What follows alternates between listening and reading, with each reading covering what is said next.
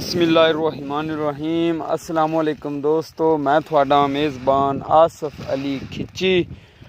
दोस्तों अज मैं थानू दसन लगा विखाण लगा कि असी आलूआं वाली जगह ते यानी कि आलू पट के मकई लाई है और इस मकई नू खाद किन्नी पावनी चाहिदी है और असी किन्नी इनू पा रहे हैं। और दोस्तों तुसी देख रहे जे ये DAP ये जनाब असी DAP पर एकड़ नू एक बोरी ला रहे हैं, क्योंकि दोस्तों जिहड़ी हुंदी है आलूआं वाली ज़मीन ये ताकत वाली ज़मीन हुंदी है, भुरबली ज़मीन हुंदी है और इहदे विच अगे ही खाद बड़ी पाई जाती आलू काश्त करन लग्गियां और वो हाले तक उहदा असर विच हुंदा है।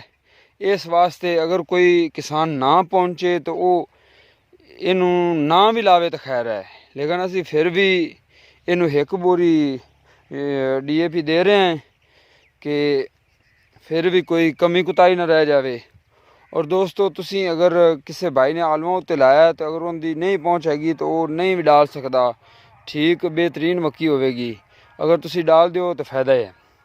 और अगर तुसी किसी चारे दे उत्ते चारा कट के उत्ते मक्की लाई है या तुहाडे को खाली जगह पई सी या मक्की दे उत्ते मक्की लाई है तो दोस्तों उन्होंने तुसी ज़रूर अगर तुसी चोपे ते मकई लवाई है, बैड ते मकई काश्त की है बैड ते तुसी उनदे दूसरे पानी ते यानी कि एक पानी ते मकई लगेगी, दूसरे पानी ते तुसी उन्होंने खाद डाल दो और 2 बोरियां DAP और 1 MOP ज़रूर पाओ कि वो ज़मीन नू भुरबला रखे और पोला रखे, जड़ मजबूती नाल अगे टुरेगी और ज़्यादा जड़ा निकालेगा पौधा।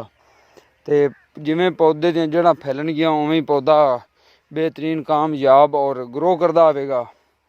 और अगर थोड़ी आलूआं वाली ज़मीन है तो तुसी 1 बोरी पर DAP पर एकड़ 1 बोरी DAP डाल सकते जे, अगर ना भी डालो तो कोई प्रॉब्लम नहीं हैगी।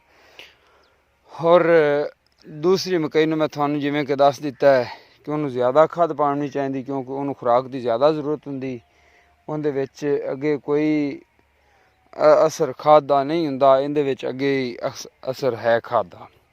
और दोस्तों एक छोटी जी टिप्स हैगी जी जिहड़ी मैं मशवरा सी जिहड़ा थानू देना चाहता सी वो तुहाडे तक अज पहुँचाया है।